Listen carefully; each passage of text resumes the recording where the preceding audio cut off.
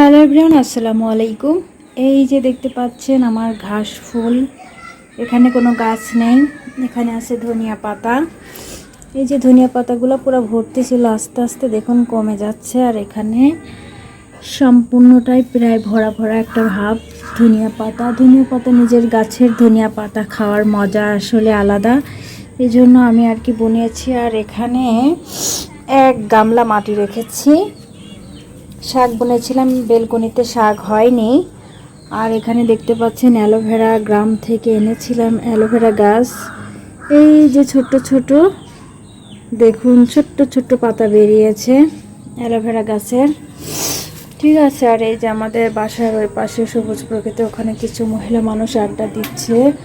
আর আমাদের এই যে বাসার সামনে আছে আপনার তুলসী গাছ, অ্যালোভেরা গাছ, অনেক গাছ আছে এখানে। পেটে ব্যথা হলে যে গাছটা আর কি খায় সেই গাছটাও আছে। এই যে পানি কচু না চীনা কচুর গাছ। তো যাই হোক, মাগরিবের আজানের সময় হয়ে গিয়েছে। এই তো আমার বেলকনিতে মুরগি ছিল, মুরগি এখন আপাতত নাই। এখন দেখতে পাচ্ছেন ক্লিন অ্যান্ড ক্লিয়ার করে রেখেছি। তারপরে আমার মেয়ের জন্য ক্লিন করতে পারি না, মাটি চুটি সবসময় ফেলতেই থাকে। আর এই যে আমাদের বেডরুম একটু অগোছালো আছে। আজকে আমি খুবই ব্যস্ত, কারণ হচ্ছে আজকে আমাদের অনেক কাজ ছিল। এখন আমার হাজব্যান্ড তার কাপড় চোপড়গুলো এক জায়গায় রেখে দিয়েছে। নোংরা কাপড় চোপড় বলেছে ঝুড়ির মধ্যে রেখে দিতে, তা না করে সে যেখানে সেখানে এইভাবেই ফেলে রাখে প্রতিনিয়তই। আর এইভাবেই আমাকে রেখে দিতে হয়, কারণ আজকে তো কাচবো না। আজকে এখন তো বিকেল, কাচতে কাচতে দেরি হবে, তাই আর কি এখানে রেখে দিচ্ছি। আর এই যে আমার ওয়াশিং মেশিন, আমার অনেক শ্বাসকষ্ট, এই জন্য ওয়াশিং মেশিন কিনেছি, যাতে করে আমি আরামদায়কভাবে কাপড় চোপড়গুলো কাচতে পারি, আমার শ্বাসকষ্ট যাতে না হয়। কারণ আমি যখনই কাপড় চোপড় কাচতে যাই তখনই আমার শ্বাসকষ্ট হয়। আর এই যে আমার ওয়াশিং মেশিনের হচ্ছে ফ্রন্ট সাইড, এই যে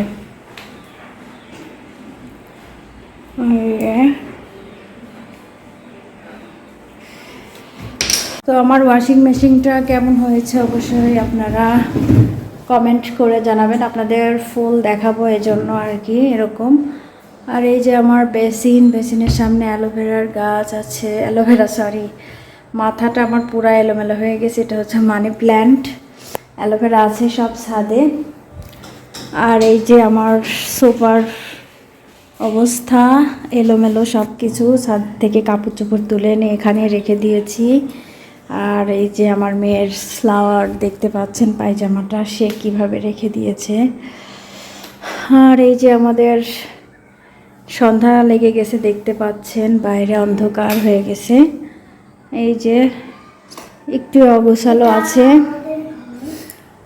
আর এই তো আমার কিচেন রুমে আমি একটু কাজ করতেছি, মোস্ট ইম্পর্টেন্ট কাজ চলছে। এই যে দেখতে পাচ্ছেন ক্যামেরা সেট করে রেখেছি।